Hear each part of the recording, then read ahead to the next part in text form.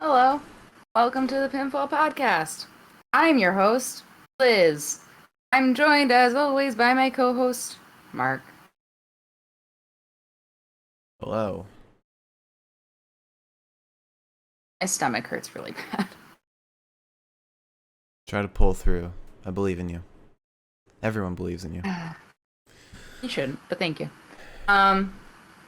Happy Raw Day. What a fucking Raw day this was, huh? It wasn't a great Raw in my opinion, but we got Biggie as the WWE champion. That is enough to make it a lot of fun. Cashing in on Bobby Lashley, like he had announced. I was shocked. Yeah, I was shocked that it worked. I was shocked that. Oh my God, my hair's a fucking mess right now. I am I just do shocked. it, okay? I am shocked that Bobby versus Randy was like a clean finish. And that Biggie successfully cashed in. Now, I expect this to lead to Bobby versus Big E at Extreme Rules. Yes. And probably Be a Big E thing. retaining there and then facing Roman at Survivor Series. Which, to be totally honest, as much as I didn't expect this to happen, in the back of my head I said, well, they're not. They did the same thing last year. They didn't want two heels facing each other. They want two faces. So, Oh, no, yeah, two heels. yeah, because it was Randy and it was Roman. Roman, yeah. So Yeah. It. I'm a bit torn on it. Like it's. Let me boost my mic a little bit. It's great that Biggie won and Biggie has a title like that. That's amazing. Something we've been waiting for. But this was not the right time. It should have happened at SummerSlam. Like it should have happened last month. Cash in against Bobby after he fought Goldberg. And then we could have some actual build to Extreme Rules rather than probably 1 week of a challenge. yeah, I mean, I don't want to detract from the fun because I know everyone's really excited. Yeah. I guess the only thing that's dampening this for me is just the fact that there's apparently a reported correlation between Biggie cashing in and the failure on main roster's part to do the same numbers as Dynamite because Raw got beaten by Dynamite just recently. I think. You know what? That's not a terrible thing because that's how business goes. You start declining, you give the fans what they want. Oh, and the fans wanted this, so you know what? Fine, I can't complain. However, the fans didn't want 90% of the show. You know what else the fans didn't want? Hmm. A commercial break in like the last 3 minutes of the show? Biggie cashed in at 11:56, and a commercial break started. We didn't come back till 11:59 or 10:59. It's still going on. um, yeah, it was funny because I was watching and like I saw it on my laptop before you saw it on the TV, and it went dark, and I was like, "Oh fuck, who the fuck is this?" And it was a commercial, which is the weirdest walk-in I've ever seen. Yep. And imagine the crowd. The crowd's sitting there watching them just stand in the fucking ring staring at each other as a commercial break happens. I feel like I'm sure Biggie probably did something to at least make it fun. Just flipped off Bobby. Yeah. Probably. But I mean, yeah, that whole main event was a lot of fun. The rest of the show was a big old pile of shit. It was not good. There were some good moments. I very much enjoyed Ray Ripley versus Natalya. Everything else is kind of bad. A lot of sloppy wrestling today. I didn't hate the Mustafa Mansoor New Day That 8-man tag. that was decent. Um, they kept it lively, and them keeping Omos special. Brady versus Bobby wasn't bad. No, yeah, that's the main event that I said was great. Oh, okay. Yeah, sorry. My head's thinking Big E was the main event. Mm. Charlotte versus Shayna Um, was pretty decent. This is all right. Um, yeah. I mean, wasn't a great show, but it when it was good, it was really good. So do you want to get into the news? yeah, sure. I actually didn't write down my news today. So let's start with our non-WWE, non-AEW news, which isn't much, but there's something. Hang on. Hang in there with me. Mm-hmm. Okay. First things first, Braun Strowman is apparently in talks with Impact to debut there. He would be a perfect fit for Impact. And then he could fight Big Cass. Big cast. He could fight Macklin. Could fight Jake something. Could see him fighting what's his name? Sammy Callahan. That could be fun. Yeah. Give me that.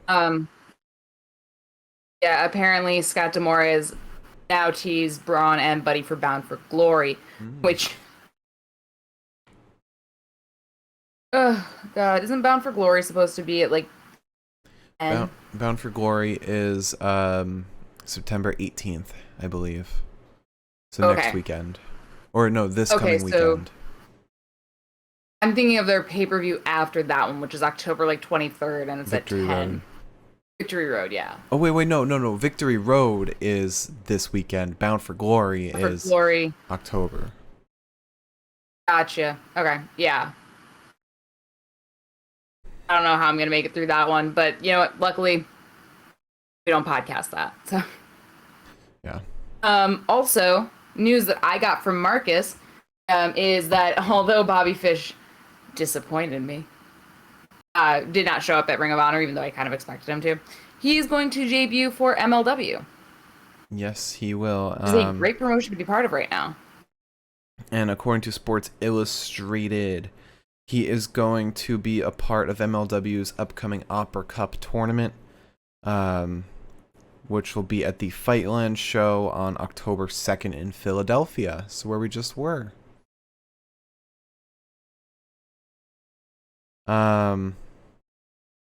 What day of the week? October 2nd's a Saturday, right?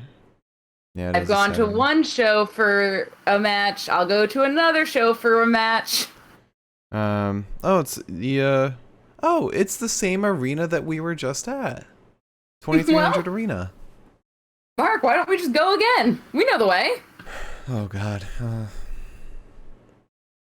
Might have to convince somebody else to come with me on that one. Do they have any other matches announced for that? No, it doesn't look like it. But yeah. It's interesting stuff. Yeah.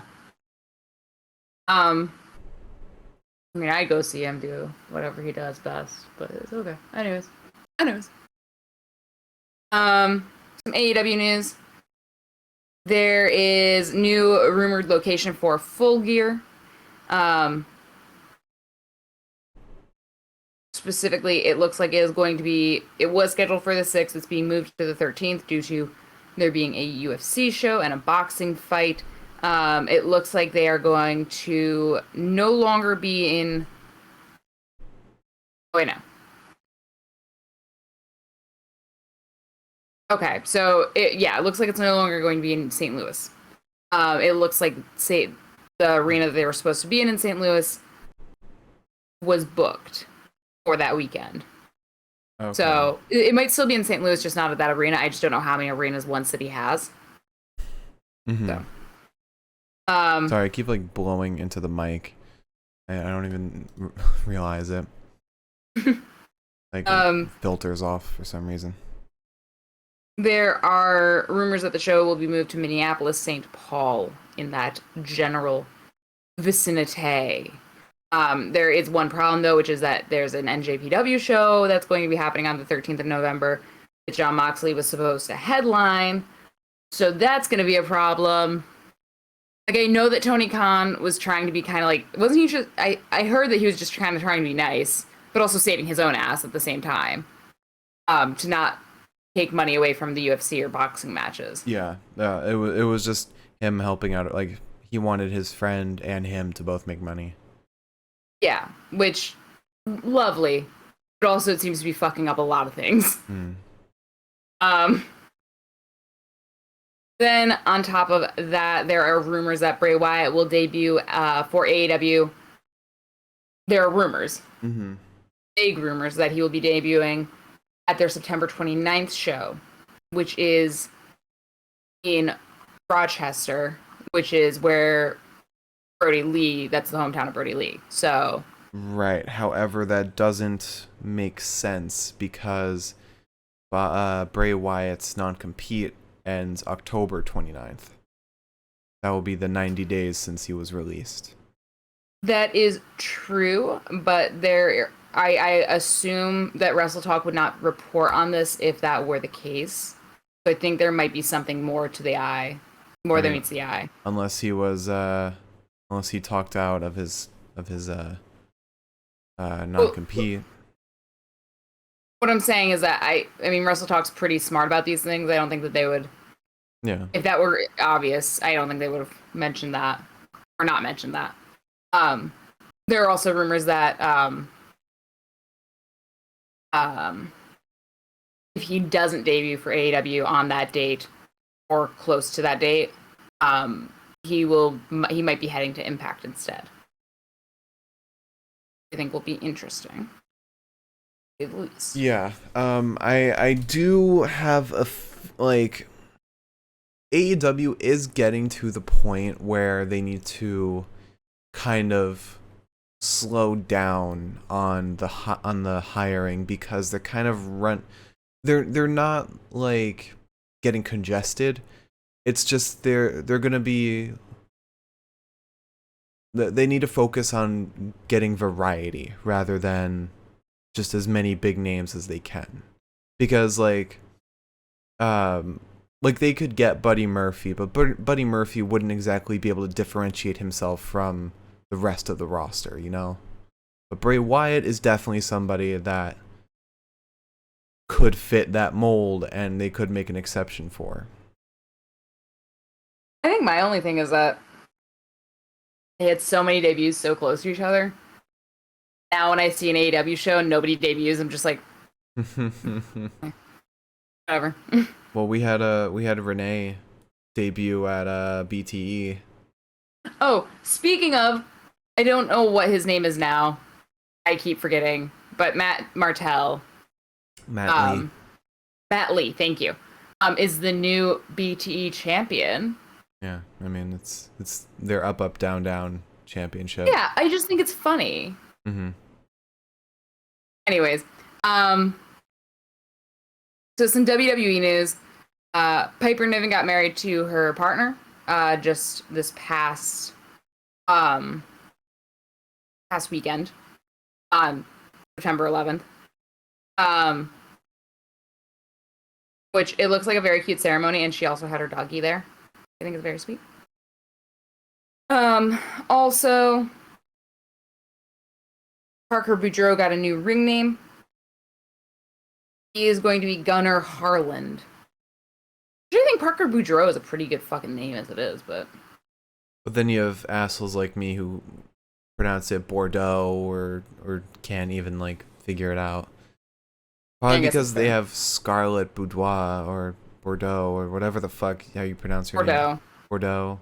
Yeah. Also, to be fair, if you switched literally like 2 letters, I think, and deleted one, you would have the word Bordeaux. So.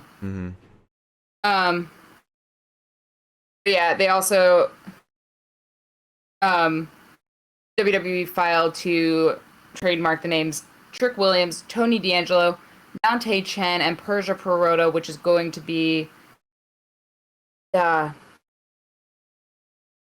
Indy's Steph friend, Delander. Steph Delander. Um, and then in addition to that, it seems like there are some people in the performance center who are really hot on Julius Creed, which was the darker haired of the two brothers, I think. Sure. I'm not sure. He's one of the Creed brothers. Yeah. You figure it out. I don't know. They included a picture of him as if that were going to help me differentiate him from the other one. But yeah, apparently he's developed a good reputation. And a lot of people backstage think that he's going to be something special. So I'm not going to say I'm excited, but I'm not going to say I'm not excited. Because, hey, maybe we'll end up loving him. Yeah, I mean, he did get some solid. Both the Creed brothers gave some solid in-ring work. Yeah, and as long as they're being safe, they're scary as fuck in the ring. Yeah. Yeah. I don't know what their background is. I think it's just amateur wrestling. Yeah. So, yeah. Cool. It's good. Yeah. But unfortunately, back to the unfortunate NXT news. In addition to whatever the fuck is up to come, that's not the word I meant, or phrase I meant to say. Ignoring what could possibly be on the horizon, apparently there was another round of NXT cuts this week. Not talent, but rather production crew. They have now trimmed the crew down to what a source is calling a skeleton crew. So, happy Halloween. Yep. And you smell that? You smell that? It's Kevin Dunn on the horizon, coming to NXT. Yeah. I'm nervous. It feels like when a thunderstorm is coming and you hear the thunder in the distance and you kind of like see like the lightning strikes and you're like, oh fuck. I think that dark cloud is rapidly approaching, and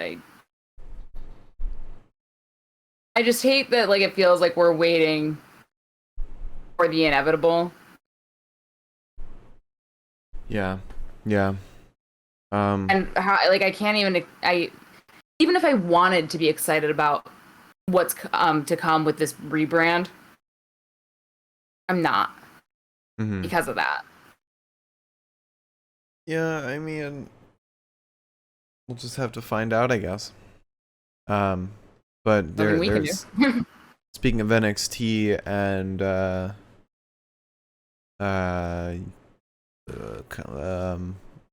not being in NXT, Johnny Gargano's contract is going to be expiring soon, and negotiations haven't started yet between him and WWE, but apparently, according to Fightful, WWE are interested in keeping him, but Sean Ross Sapp has given his 2 cents and says that he doesn't think Johnny will stay. I don't think he will either. Johnny has when the rebranding started happening, he was liking a lot of tweets from the Young Bucks. And the Young Bucks did say in the past that when they started a company, one person that they had to get was Johnny Gargano. And I don't blame him. He would fit right in. He would. I wouldn't want him in the Elite, though. No. The Elite has too many people. Unless they replaced Brandon Cutler with him. Yeah. But not make Johnny the new Brandon Cutler, but just make it the same number. Get rid of Cutler. But then you wouldn't have BTE anymore. You'd have to have someone else film it. Yeah. Get rid of Gallows and Anderson. At least Like, you said it. what do they do for the Elite? Anderson brings them down, and Gallows has a dangly earring. They're just muscle. All right. Is that all the news that you have? That is all. Fuck. Might as well Son just of a leave it up for the bitch. whole show then. All right, moving on. So we start off. Before the show when Biggie tweeted that he was going to be cashing in the Money in the Bank briefcase tonight. After previously announced that Randy will be fighting Bobby Lashley tonight instead of at Extreme Rules. So Biggie comes out, and then RK Bro comes out, and then Bobby and MVP come out. And then Biggie says, just in case there's any confusion, I will plan on cashing in my contract tonight. And then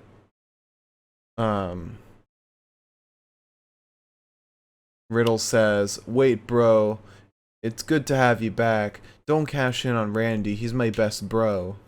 And MVP says, shut your dumb ass up.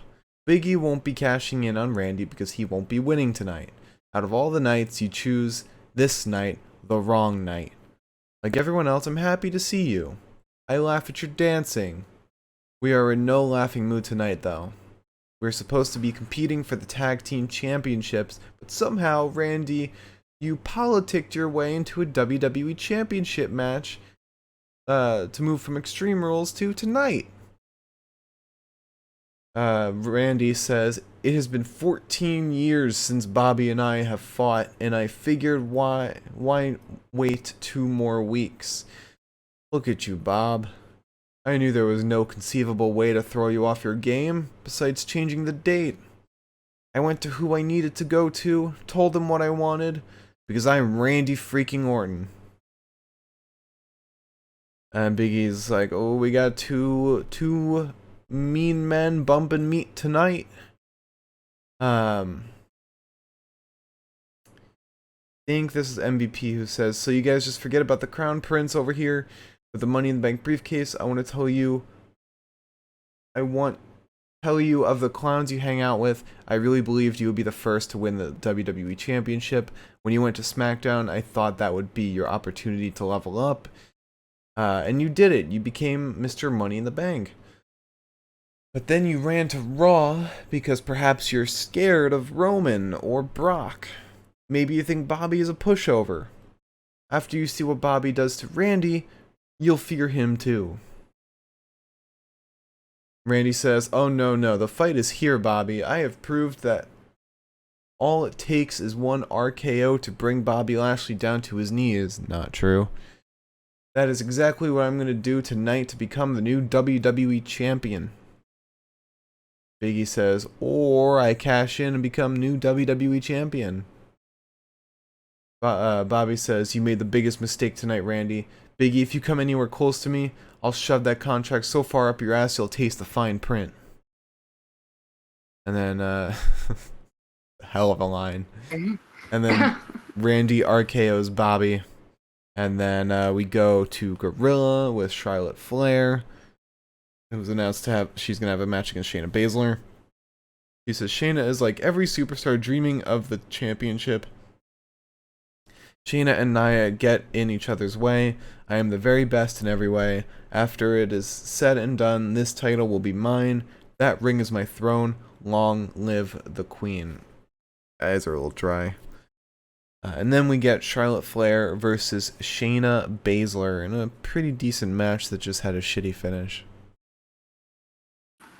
Yeah.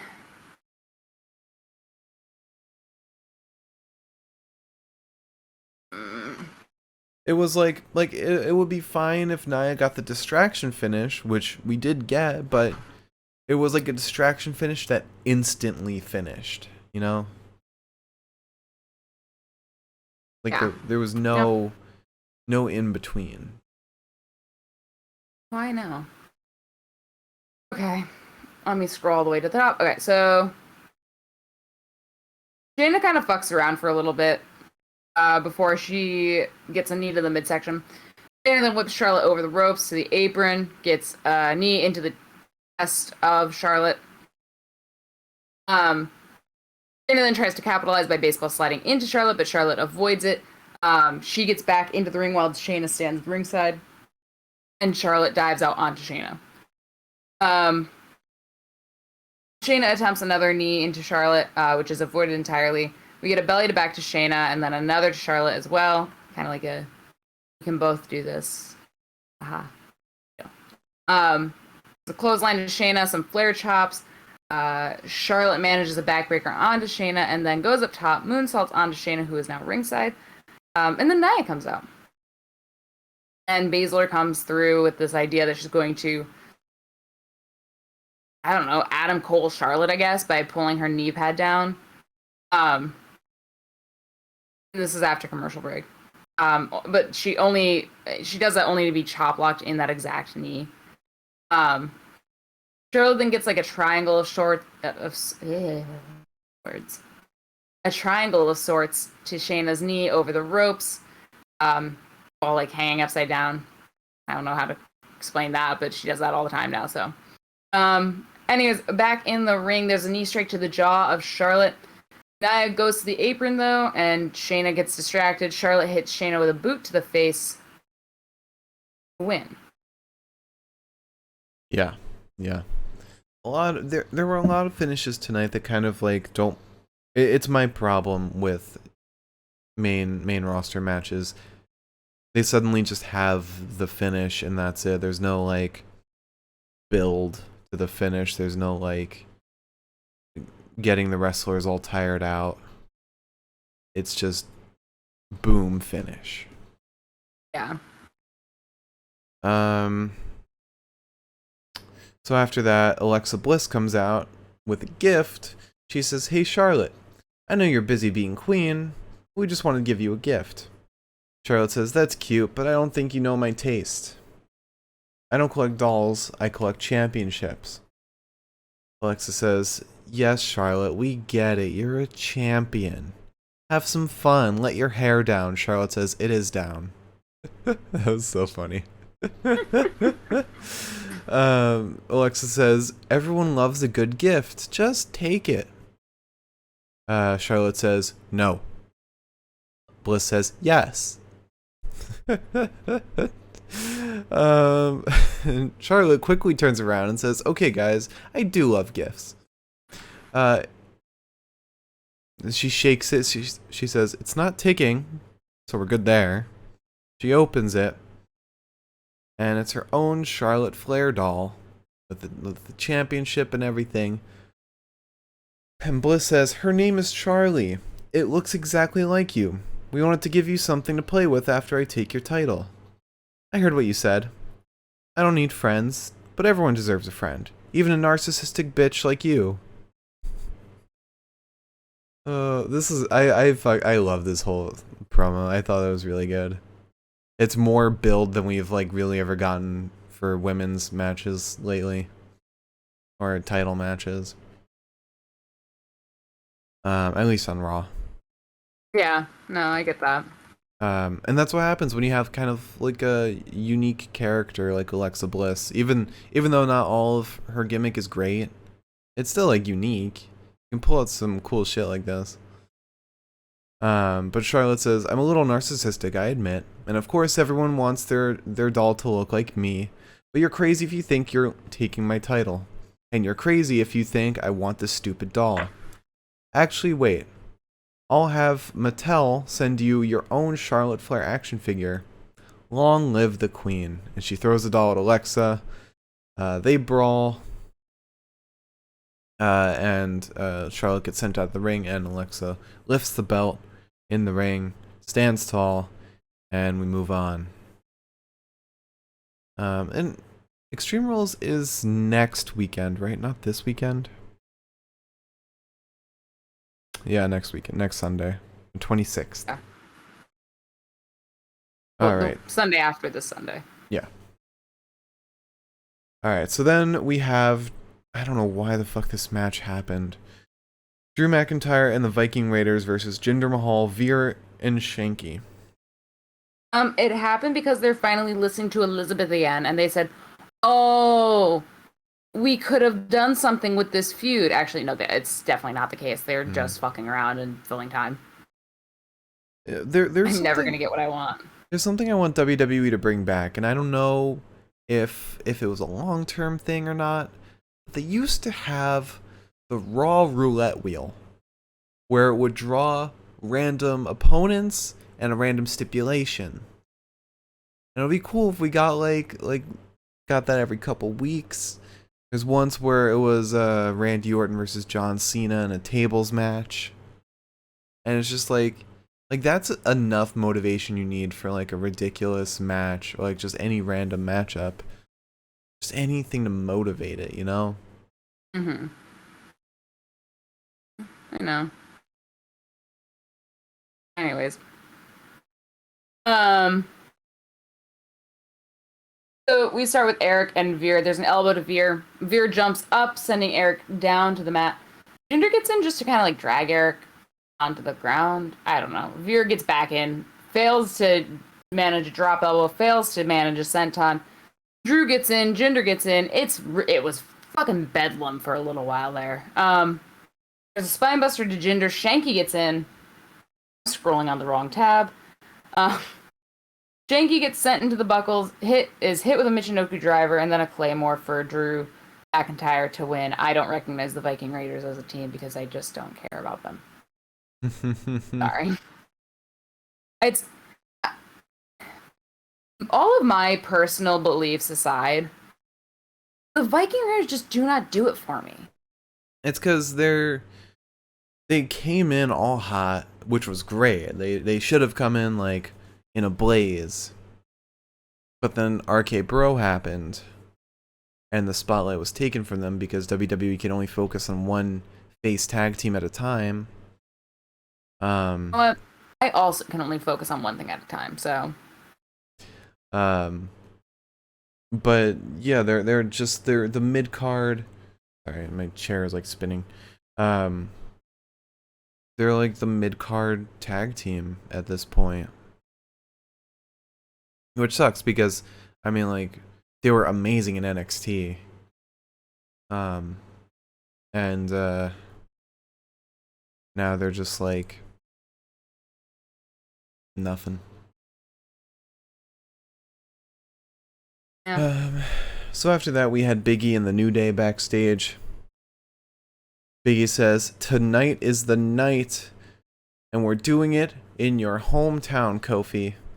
And Kofi, got any advice for me? Kofi says, "I've always said you have everything it takes to be the face of WWE. You don't need my advice." And Xavier says, "You do look a little tense. You gotta relax." And so they start singing together and dancing. And then we get Reginald being chased by the 24/7 division, jumping around shit backstage. Drake Maverick steps in after he's escaped. Truth comes up to him and says, "Your plan didn't work." Drake says, "Plan wasn't the problem. Problem was in the execution." It would be great if we could have a promo kind of detailing the plan. At least like, you know, give some kind of expanded story with this. Like this week we get the plan, next week we get the execution. God. And R-Truth, after Drake walks away, looks at Tozawa and says, "Your execution was the problem." And Tozawa says, "No, your execution was the problem." God damn it, just get rid of this fucking title. Drake Maverick has at least made me somewhat interested in it. Yeah, he's piqued interest, but we'll see where it goes because I don't know. I can't imagine there's much to really elevate it right now. Because remember when Shelton Benjamin had the 24/7 title? When he was in the Hurt Business? Yeah. Yes. That was good because it was supposed to elevate the title and, you know, make it something actually like worthy. And now it's back down and Shelton's fallen with it. No. Shelton's vanished. Cedric has fallen with Oh it. yeah, Cedric. I thought there was one episode where Shelton was there too. I haven't seen him in a while. Excuse me a moment.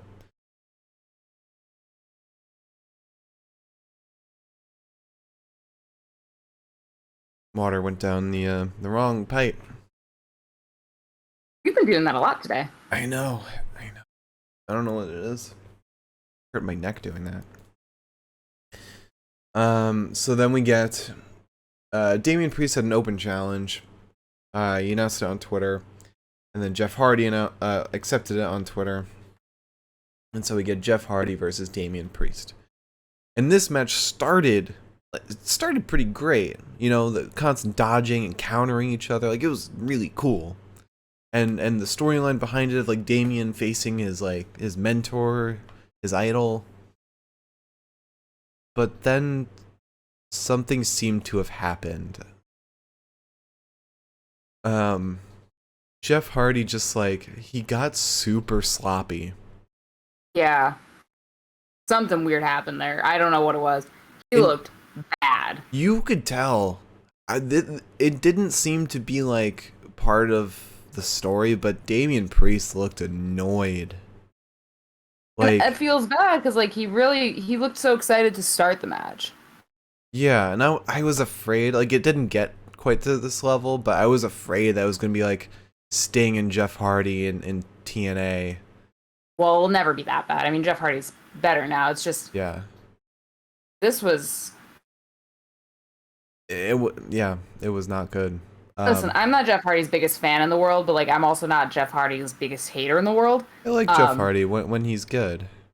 Jeff Hardy is good at doing things that make me say, "Oh my God, Jeff Hardy should not be doing that right now." Yeah. At his age, yeah. But Jeff Hardy was doing stuff that I didn't understand tonight, and we'll get into that. Yeah. So there was a shoulder check to Jeff, and then a failed twist of fate to Damien. He dropkicked Damien's knee, and then he dropped him on the ground, sort of like Cesaro would for the swing. Dropkicked him in the chest as he sat up. There's an elbow to the jaw of Damien, then an inverted enziguri.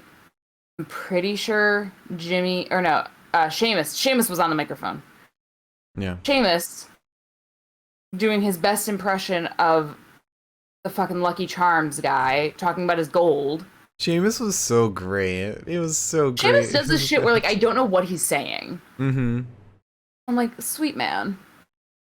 Also, Lance Archer responded to Biggie winning the title and said, "Good job, young man." That's it. I know. That's the tweet. And it means so much. But Sheamus, I think, called Damien a Puerto Rican Cupid. And that makes sense. He was talking about his fake arrow, his imaginary arrows. Yeah. Which, Sheamus, why do you have to do this? Jesus Christ. Also, somebody posted an interesting statistic on Twitter. This is the first time the WWE Championship went from one black wrestler to another black wrestler.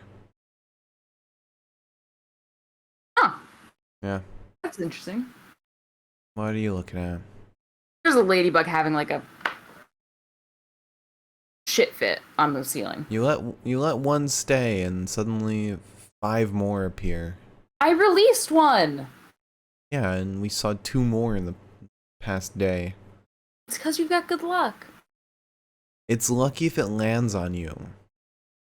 And how will it land on you if it's outside of the apartment, Mark? I have to walk outside. Which I do. Anyways, back to the point of this. So Damien lifts Jeff to the apron before kicking him off. And this is pretty much where the problems started. So Damien cannonballed on to Jeff. And then goes up top.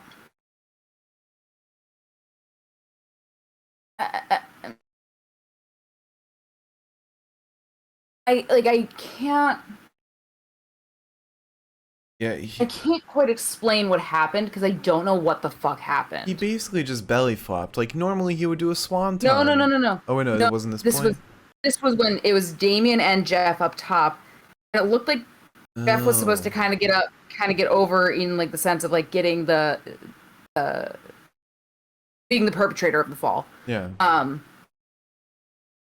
But Jeff just like fucking like botched it entirely. Yeah, and like it looked like he tried to crossbody him, but like landed on Damien's throat. Unless maybe Damien Yeah. was supposed to like back body drop or something, but couldn't quite get him over. I don't know. I mean, to be fair, if he was supposed to back body drop him, why did Jeff end up on top of him? You know?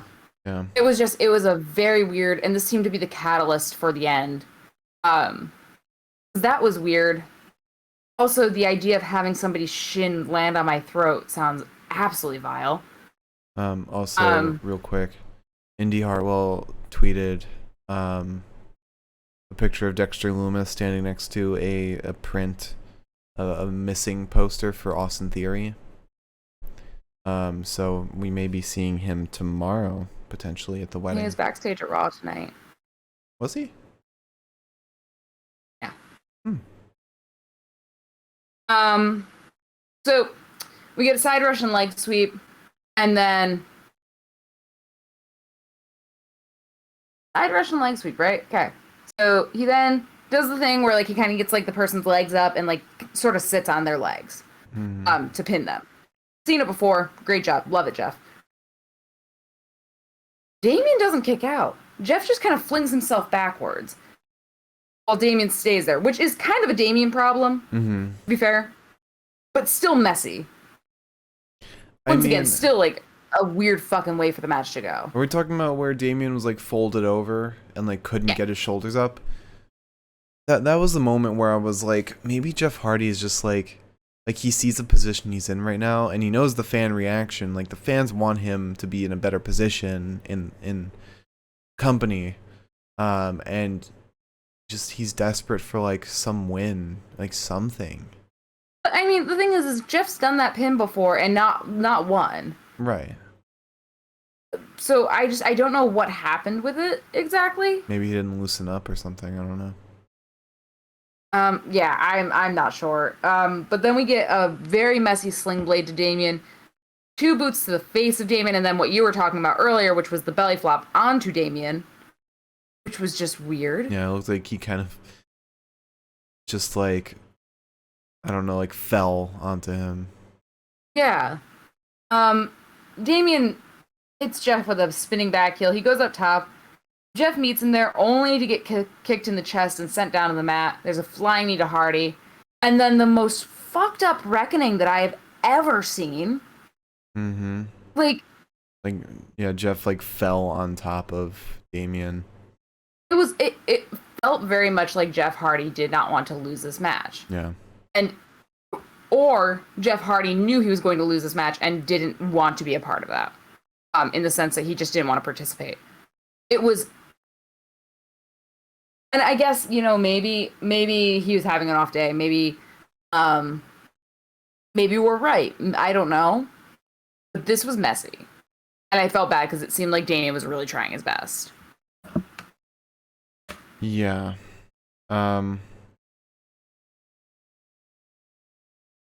Yeah.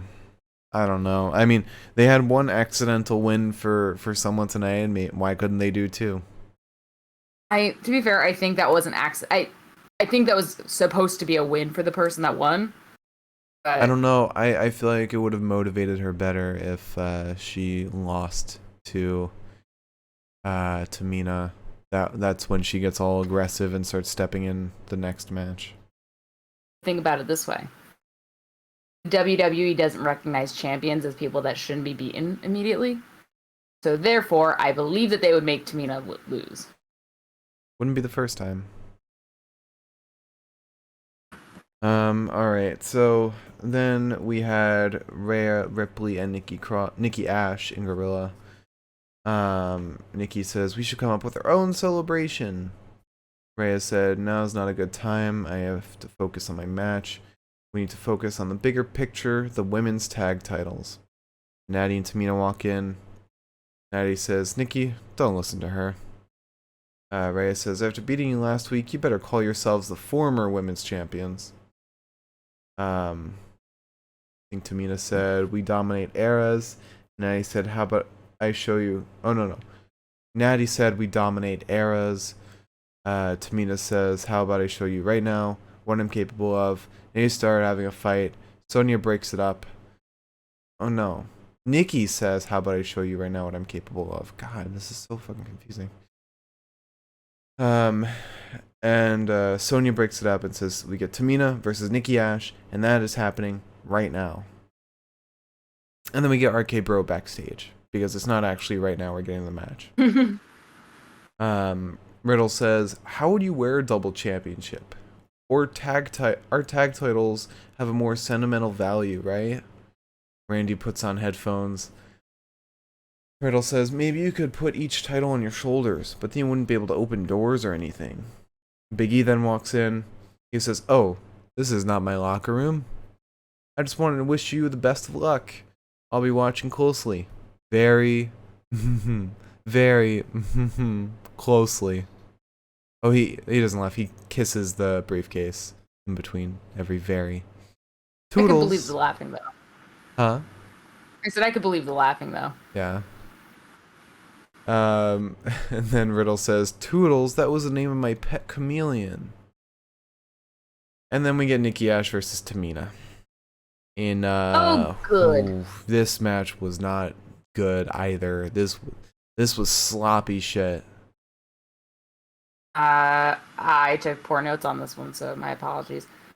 So Tamina launches Nikki a couple times. Nikki gets a few good strikes on Tamina.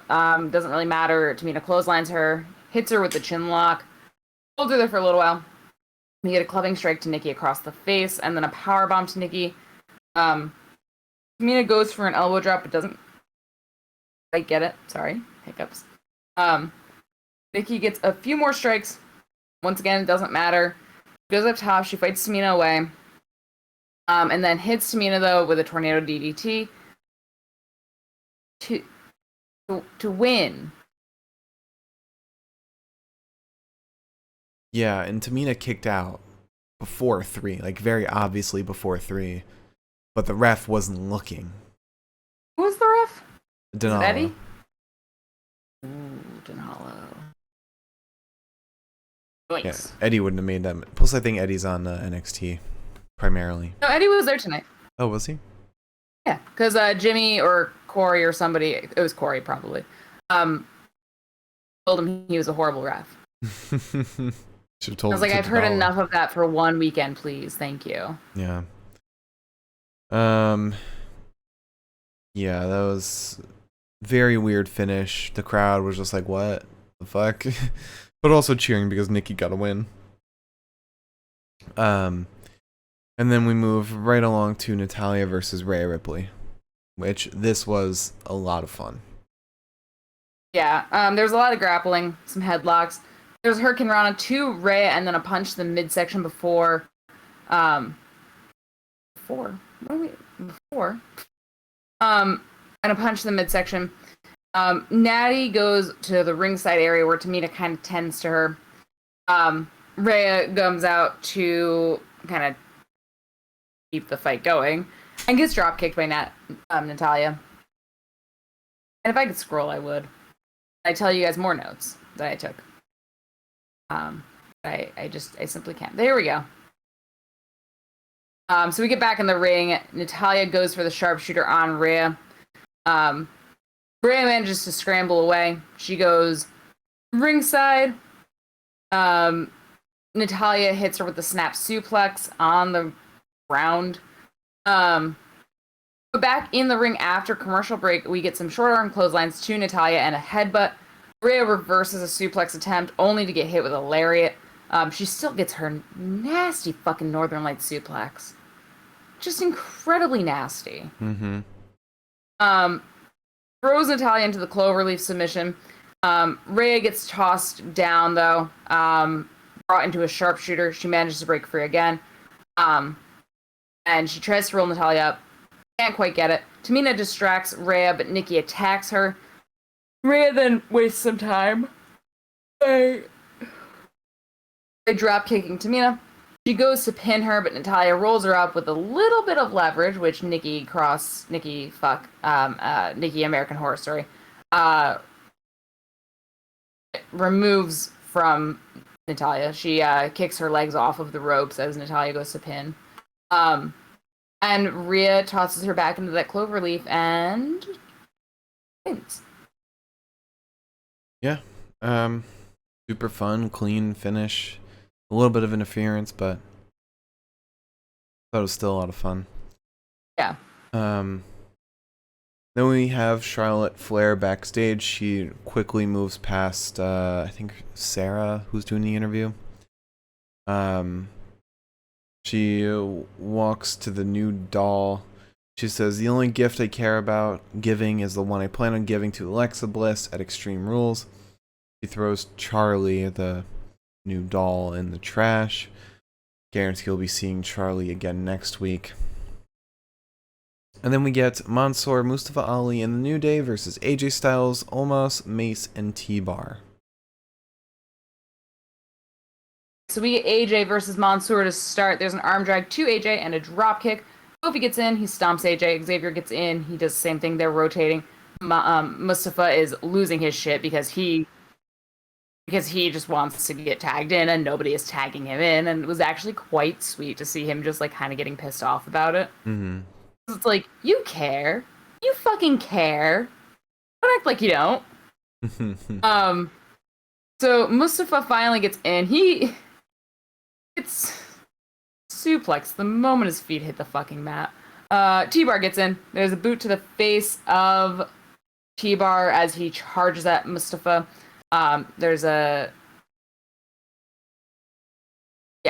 T-Bar hits Mustafa back with a boot of his own, which is much stronger, much more powerful. Mace gets in. He takes the New Day off the apron. Tosses Monsoor to ringside. There's a lariat to Mustafa ringside from T-Bar, and Mace hits Monsoor with a backbreaker on the apron. Mace then gets in to the ring with Mustafa, hits him with a belly to back. After the commercial break, T-Bar's back in, just kind of dismantling Monsoor. Then we get enziguri to the newly legal AJ from Monsoor. The New Day get in. I like that I wrote as a tag New Day in and then Xavier and Kofi in, as if I needed the distinction. Yeah. So Kofi drop kicks AJ while Xavier holds him.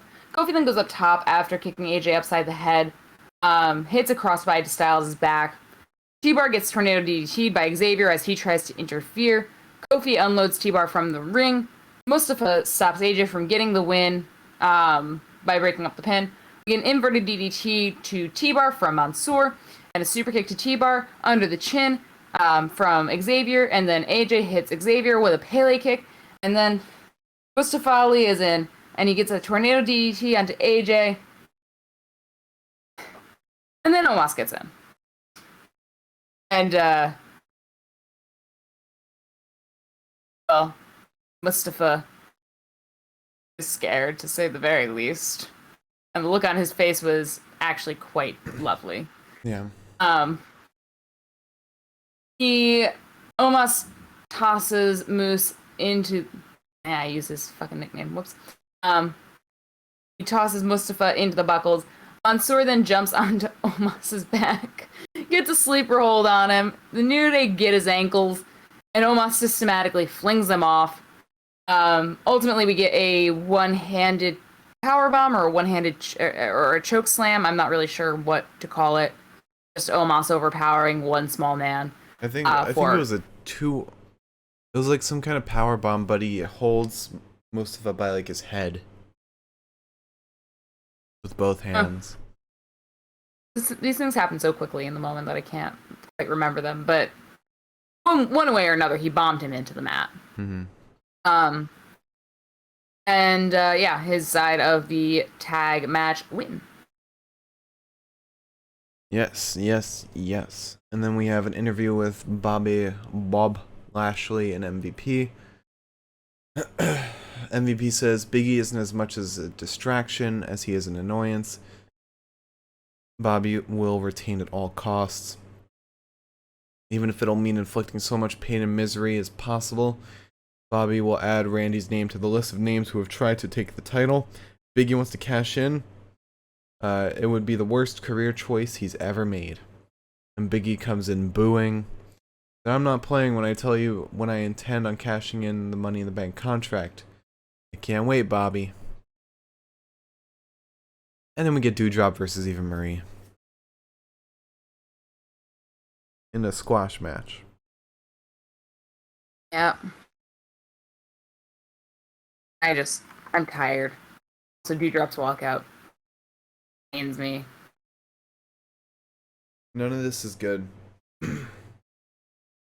No, there's a side headlock on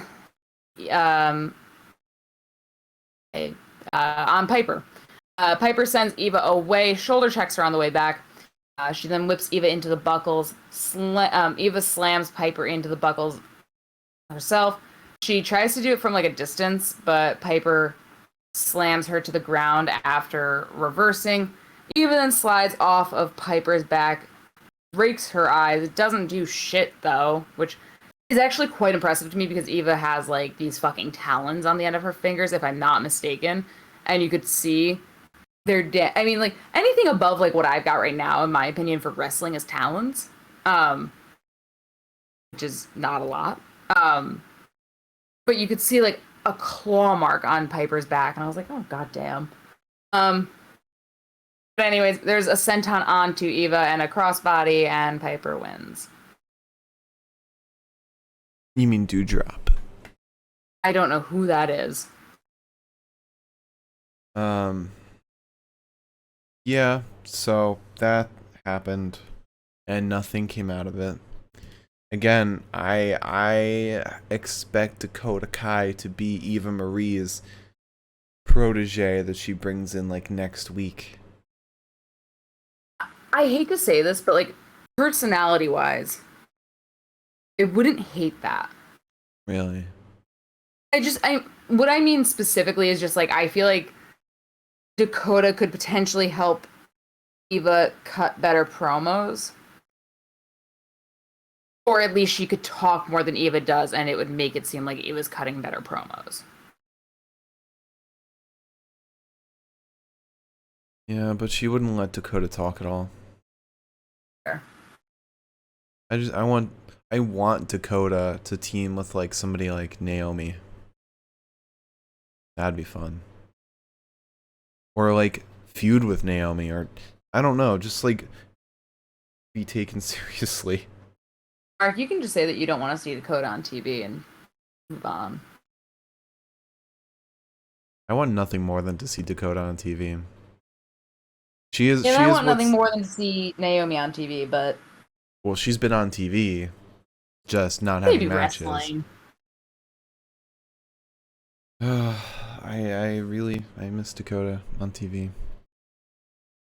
Then we get Karrion Kross backstage, taking over Aleister Black's Devil's Advocate persona. God. He says, "My name is Karrion Kross, but I'm not telling you anything." Got away. Imagine. He said, "I'm not telling you anything." Cut to commercial.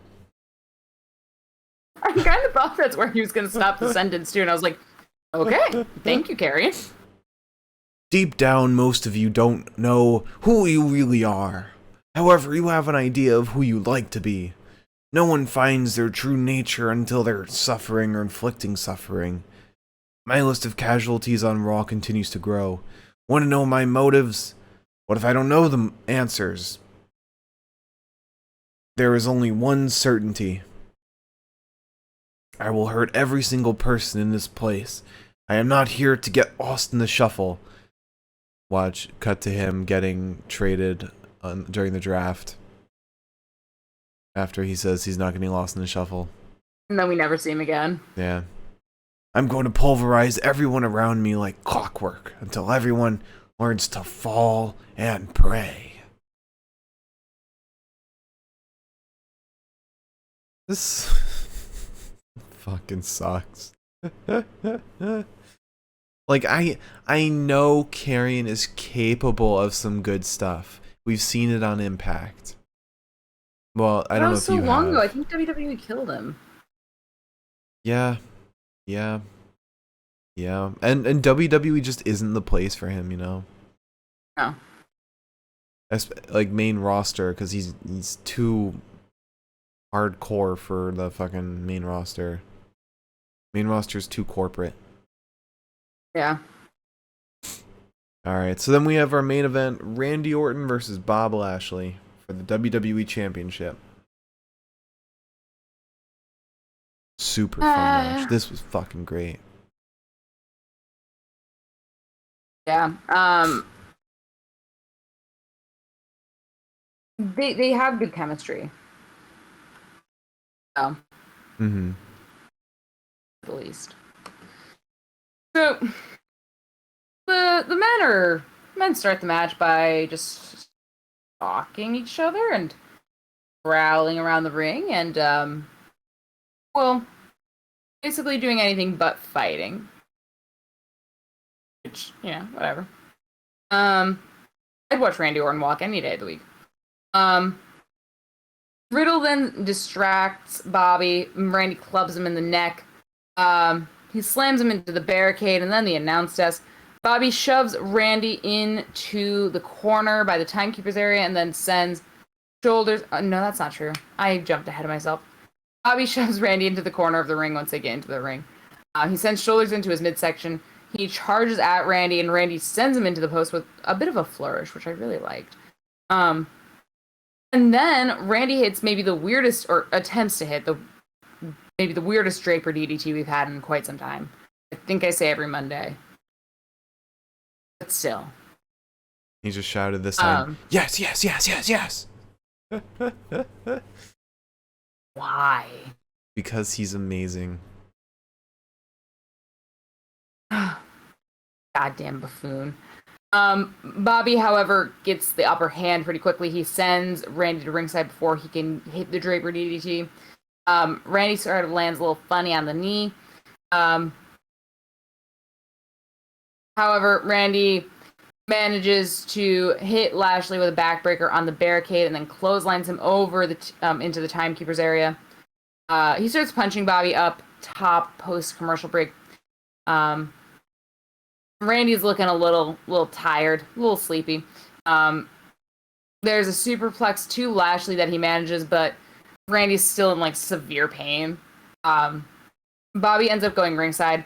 He gets Randy up onto his shoulder, rams him into the post, as you often do when you're Bobby Lashley with an opponent.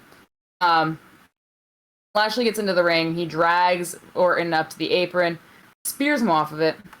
Back in the ring, there's a spear to the midsection of Randy, which I don't know where else there would be a spear, so I don't know why I specified that in my notes. A spear to the face.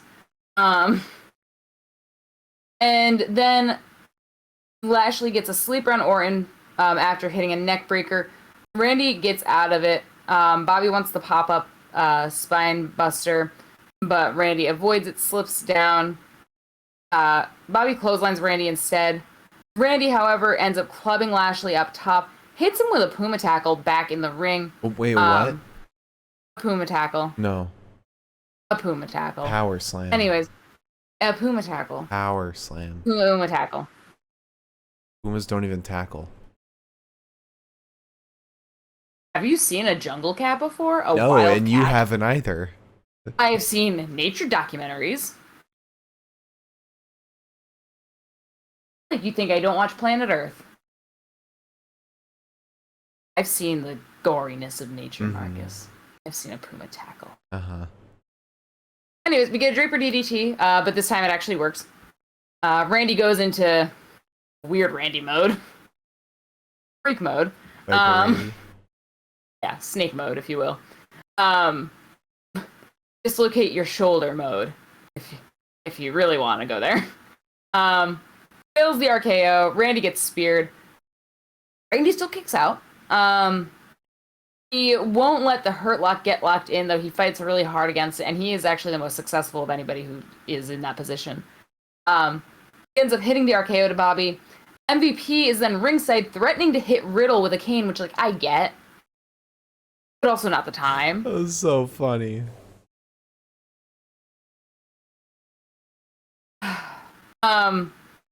Randy says, okay, well, I've got another RKO in the chamber, so why not? Hits MVP with the RKO. But we're wasting our time because Bobby's, like, up and at him now. He spears Randy. He wins. And now Matt Riddle has cost Randy Orton a title. So I can't wait for Randy to say something to him next week. And then do you want me to just jump into Biggie versus Lashley? Yeah, Biggie cashes in Money in the Bank briefcase, and then we go to commercial for some reason, then we come back. And for whatever, I don't exactly remember why, but Lashley's knee is quite injured at this point. Yes. Which is a precursor, if you will. I thought it had something to do with what was it called? When you dropped him onto the barrier. Maybe that had something to do with it. Maybe. I don't know.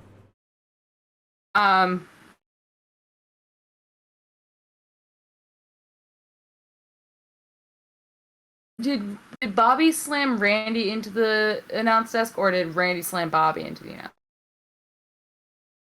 I don't remember. Bobby slammed Randy. All the same.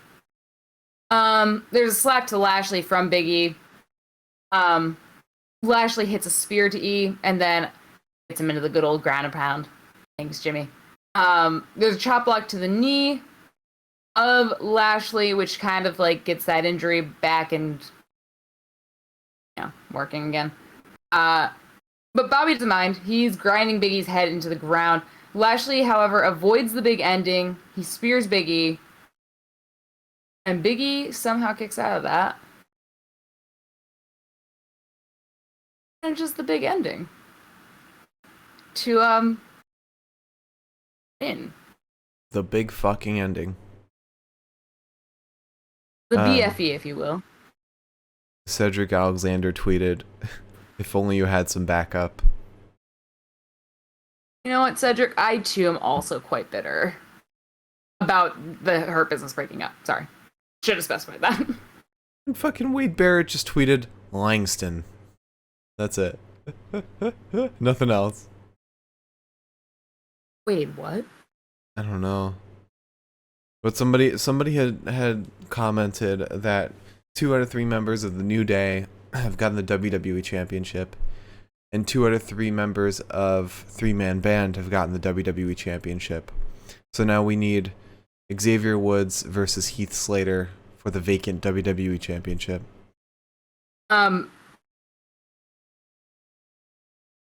Biggie, his last name in NXT or something was Langston. Yeah, it was just weird that Wade Barrett would just tweet only that and not like a congratulations or anything.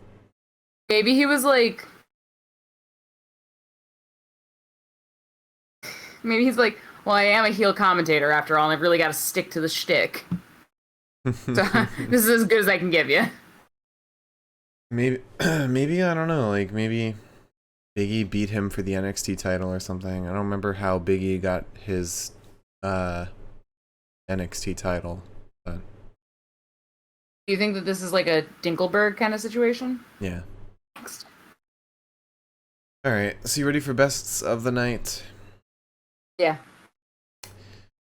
There wasn't a whole lot that I loved in terms of promos. Some of my highlights were Bliss and Charlotte, their promo after the match.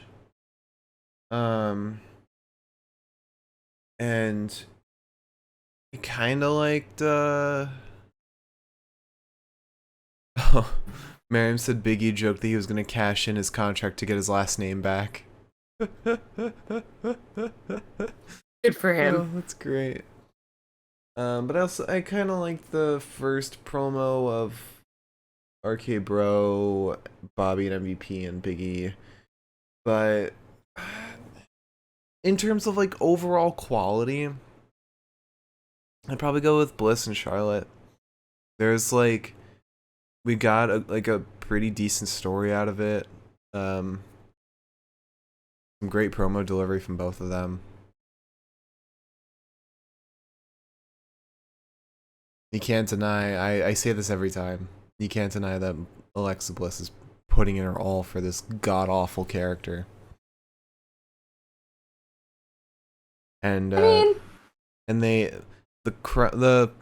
internet has said that how much they fucking hated Lily, and so they decided to give us 2 Lilies. I'll give it to you. Only because I chuckled a little bit. Yeah, it was a lot of fun. Also I hope that match is like really good at Extreme Rules and not like the Randy Orton Alexa Bliss match when Fiend returned. Yeah. Alright, you wanna do Wrestler of the Night? Yeah. I guess that's the natural order of things. I mean, there's a choice we could go with. That would be like very fitting. Or we could just do it purely based on match. It's up to you. I'll let you pick that one in terms of what direction you want to go in. Let's go with Biggie. Okay. Because the way he carried the episode, The way he's carried a lot of shit recently. yeah. And he looked determined as shit in that match. Like the way he chop blocked Randy. It was so great. But I do want to shout out Randy. Oh yeah, chop blocked Bobby. I do want to shout out Randy because that match against Bobby was awesome. Especially in one moment where he was like really trying to avoid getting the Hurt Lock on, and the way he was selling just like having to scramble and keep Bobby's arms off of it, that was really fantastic. Alright, so you want to talk about match of the night? A lot of matches. Yep. No time to start in the present. Alright, so let's start. We'll go from the worst to the best, like always. Starting from 2 out of 10 score. Nikki Ash versus Tamina. This was sloppy. It was mostly Tamina that was sloppy, I think. It was rough. The finish looked like it wasn't supposed to happen, and just it looked bad. It was bad. Next up, 2 out of 10 as well. Damien Priest versus Jeff Hardy. It had a really good start, you know, the whole countering and dodging, like that was cool for the 5 seconds it happened. Yeah. And then I don't know what clicked inside of Jeff Hardy to where I don't know, maybe the pressure or something, which is weird because he's been WWE champion, and it's not like he's stopped wrestling. He's consistently been wrestling. I think the thing is really just at the end of the day, I think what's interesting, I guess, I don't know if that's the word, is just how it seemed like there was a very distinct moment. Yeah. Where it all fell apart. Wasn't it the crossbody or that thing off the ropes? Yeah. Yeah. Alright, so then up next, 3 out of 10, Doudrop versus Eva Marie. And it was pretty lame. I mean, I like seeing Doudrop getting over off of Eva Marie. But like It's time for new matches. yeah, the match was a joke. Next up, 3 out of 10 as well. Drew McIntyre and Viking Raiders versus Jinder Mahal, Veer and Shanky. Super fucking quick. Like, this was disrespectfully quick. Like, Corey even said Ivar hadn't even gotten into the ring at all in the match. Like, it was lame. Lame, super short, zero purpose whatsoever. Next up, 5 out of 10. Monsoor, Mustafa Ali, and New Day versus AJ, Omos, Mason T-Bar. It was decently fun. It had some good moments, some good storytelling. Wasn't too long, and had a good spot to finish off with Omos. And the way Mustafa was reacting to Omos was fantastic. And then 5 out of 10, Charlotte Flair versus Shayna Basler. This could have been like match of the night had it not ended the way that it did. The sudden ending was ridiculous, and the fact that Shayna would just eat shit after one boot to the face. Yeah, it was pretty lame. Yeah. But the rest of the match was a lot of fun. Alright, next up, 6 out of 10, Biggie versus Bobby Lashley. It was fun, like, the brief moment, like, the 1 minute long match that we got between these two was fun. I wish it was given, like, a little more time, but I hope that we'll get, like, an extended match between these two at Extreme Rules. Where Goldberg will probably step in and take Bobby away from the WWE Championship. I don't agree with that rating, but I do think I think that because it was a cash-in match, it naturally those are pretty short, and I think this was pretty good in terms of that. Yeah. Because it very much made me think that he was not going to win. Mm-hmm. But I am looking forward to a much longer match. Yeah. I also just didn't buy the big ending winning. Like it kind of came so suddenly after not a ton of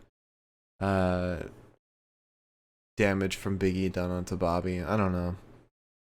Sudden finishes winning. It kind of turns me off a little bit. If they had like 2 or 3 more minutes, I think it would have been a great match. Yeah. If they hadn't had that commercial break. Exactly, that's what I'm saying. Alright, so next up, 7 out of 10, Natalya versus Rare Ripley. This was a ton of fun. Had a clean finish. It was great. It was really great. Ray has really come into form in Raw. And No, we're not doing that. Sorry. What? We're not doing what? The cat started licking my foot. No. And Natalya's also like gotten fantastic lately. I just wish they would, book her and Tamina better. And then finally, with an 8 out of 10, Randy Orton versus Bobby Lashley. This was some really great stuff. I mean, both guys are great performers. And Randy really selling everything that Bobby was throwing at him. It all culminated really well. Really fantastic stuff. And I forgot to mention, thank you, Miriam. If you have a question for us after the best of the night, leave it in the chat now, so it'll be there by the time we get to it. Do you agree, Liz? I do agree. Great. So, to run it back, our promo of the night, Alexa Bliss is a gift for Charlotte Flair. Wrestler of the night, Big E. Match of the night, Bobby Lashley. I almost said Bobby Fish. Bobby Lashley versus Randy Orton. Imagine. Oh God. All right. So let's answer some questions, shall we? We've got a few on YouTube, and we've got one from Miriam in the chat. So let me do YouTube first, and then we'll go to Twitch. So Milam asks on YouTube on the last, I think that's the last Raw episode. No, 2 weeks ago. Listening to the Keith Lee rumors, do you think WWE has a babyface problem? We have so many heels. Roman and Lashley are dominant heel champions. Charlotte is a heel champion. Becky's a heel champion. Cross is already doing the dominant heel thing on the Raw undercard. Now Lee as a heel. I want people to root for. Well, I mean, we now have Big E as a champion. So there's that. But there definitely is a face problem, in my opinion, on WWE. Because they don't rate faces very well. They write them as the lens for the audience, whereas the heels are kind of the foil, and they contrast the faces, and so like they're more interesting, they're more dynamic. Yeah, I mean, yeah, you go ahead. Yeah, I think that they tried their best. I think the best example of a face that's been successful so far in terms of depth is Drew. I think more recently, Damien Priest. But Damien, as much as I am enjoying watching Damien's matches, character-wise, we don't know a ton about him. We don't know anything about his story. We don't know anything about anything, really. We just know that he's a good wrestler. He's a good face. He's gotten over as a face without giving us too much, I mean, lately too much story, because we had a lot of the Bad Bunny stuff for a while. But I think Drew is a really well-developed face, and I don't think that they've done a really well-developed face in a very long time now. I think what it mostly comes down to is WWE has no interest in building relationships. Like, building relationships allows you to further stories and connect a character's story and compare that to another character's, and you really get a good idea of who somebody is when comparing them to someone else. That's why AEW, when they have all of their different factions and different alliances and friendships, you get those long-term story conclusions and progressions. WWE is, we know this. They're interested in the moments. That's it. They wanted the moment of Nikki Ash cashing in the Money in the Bank briefcase. I hope that this is more than just a moment, but Biggie cashing in tonight. There was something recently that happened. Shoot. There was another championship one recently where it was just a big moment. Can't remember. Becky, that's it. Becky winning. Yeah. It's just they want the big moments. They don't care about the storyline progression, because as we see today with Big E, those big moments create the big social media pops and the numbers and the ratings. And if tonight's episode pays off, it's not going to sway them in any way to make more interesting characters or make more interesting storylines. They're just going to want the moments. Yeah. I agree. I think that it's one of those things where, like, I didn't notice there was really a problem until I started watching other promotions, and I was like, that's what a face is like. Yeah, like compare Hangman Adam Page to anyone in WWE.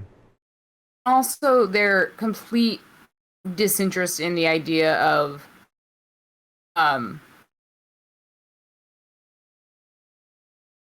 tweeners. Yeah. I think also kind of fucks them, because it's like, that can be a face just as much as anybody else. It's just, they don't always have to be sunshine and rainbows. Yeah. So. Alright, so Miriam has a question. Who is someone you'd like to see challenge Big E for the title that hasn't been in the title picture ever before? Damien Priest is a big one.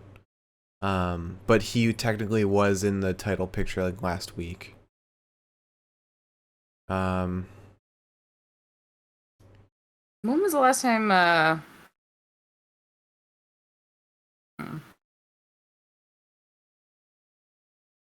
Trying to think. What are some good names? I want to see Karrion Kross just so that Biggie can dump his ass. Am I mistaken? Has Shelton Benjamin won? I think he's been in the title picture before, but I don't know if he's ever won. I'm gonna say because I can't account for Shelton Benjamin's entire career because it's a massive career. I'd like to see him. Well, no, I'd also like to see Shelton Benjamin. he technically was in the title picture because he fought Bobby for the title. Same with Cedric.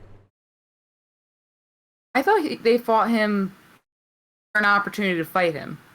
It was a handicap match. It was a handicap, but I think they did separate singles matches. They did 2 in one night before that. You're ruining my very good pick. Because I was gonna say Cedric.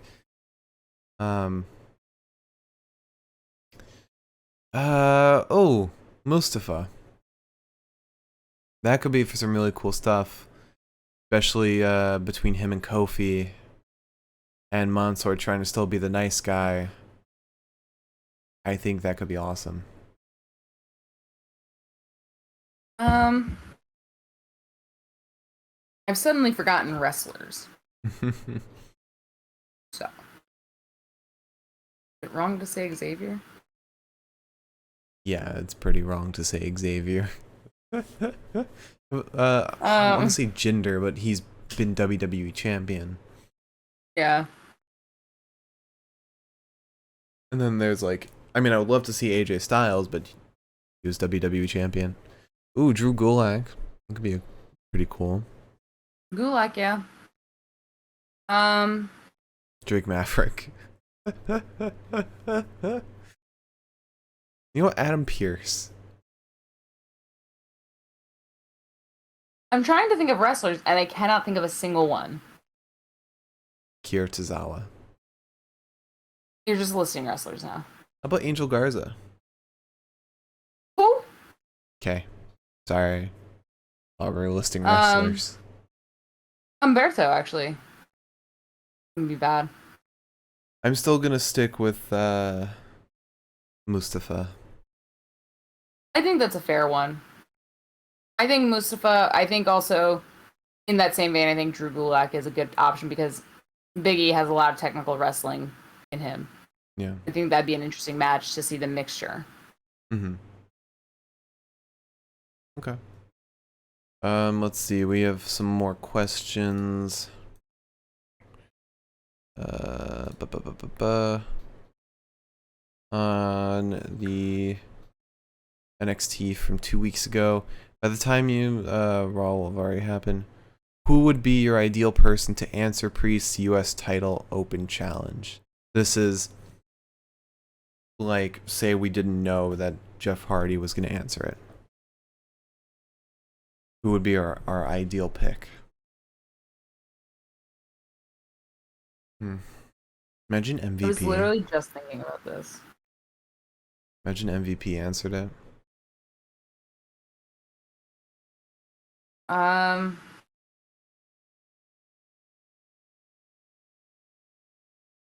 don't know. I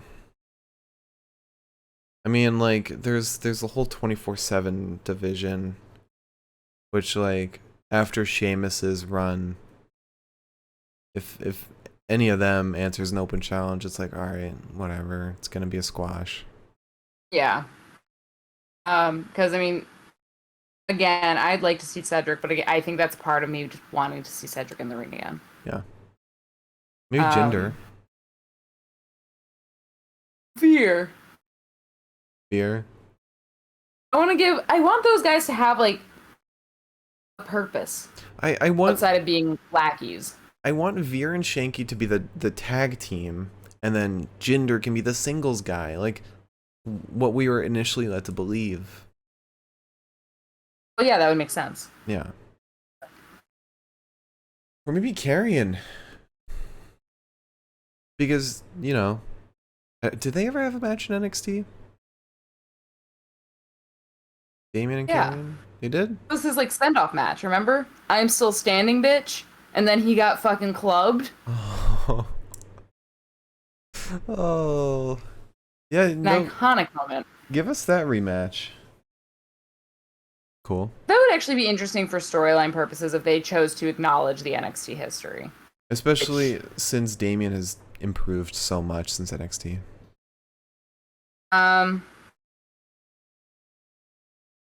think also if we're ignoring brand lines, then as a rematch I'd like to see with Damien. Mm-hmm. Yeah. It's hard to pick from the SmackDown roster because there's not a ton of guys. Maybe ignoring brand lines, Dom. That could be interesting. How about Apollo? No. Suddenly gets stuck in another 6-month storyline. No offense to Apollo. Apollo is like cursed in my eyes because no matter what he does, he is there for months and months. I'm just like, dude, please. I know it's not his fault, but What about what if Jay answered? Jay? Jay Uso? Oh.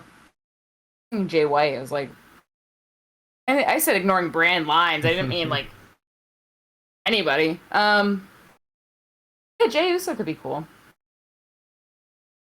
I'm gonna stick with Dominic. I think he would be an interesting match. Okay. Can't remember anyone on SmackDown all of a sudden. Maybe Rick Boogs. Get Rick Boogs to show up. Play Shinsuke's music, but Shinsuke doesn't show up. Rick's like, no, it's just me, actually. I'm here to rock with myself. Alright. So that's all the questions we have. Liz, would you like to close out the show? I would, because my stomach hurts so bad. If you enjoyed this, or if you tuned in tonight, thank you. And if you tuned in the future, thank you. Happy almost Yom Kippur. I'll say this again on Tuesday because it's Wednesday and Thursday. So, before you continue, real quick, tune in on Wednesday after Dynamite for our WWE 2K20 Universe Mode continuation. We have 2 weeks before Hell in a Cell. Anyway. Yes, and I promise it won't be as long as last time. I don't know what happened. And I will probably still be doing work during it, so. Anyways. But yeah, if you tune in tonight, thank you so much. If you tune in the future, thank you so much. Please tune in tomorrow. We will be live with our... I forgot that NXT is Tuesdays and not Wednesdays. Oh dear. Well, we'll be live with our NXT podcast. Find out if the changes are good or bad, I guess. Yeah. Follow and subscribe. Our YouTube is the Pinfall Podcast. All of our previous episodes are there. Go check out our first video. See how much we've progressed. If you're watching on YouTube, our live show, join us on the live show, twitch.tv/the Pinfall Podcast. Chat with ya and all that. Our Twitter is at Pinfall Podcast. I'm at the Mark Cameron. Liz is at Elaine23. And we'll see you tomorrow for NXT 2.0. 3.0, technically. 3.0. Well, there was the first iteration, the most recent iteration, and now this iteration, so 3.0. They were all kind of the black and gold. John Ross Sapp said 3.0 is correct, and I believe him. Okay. Thank you. Alright, thank you all for watching. We'll see you tomorrow.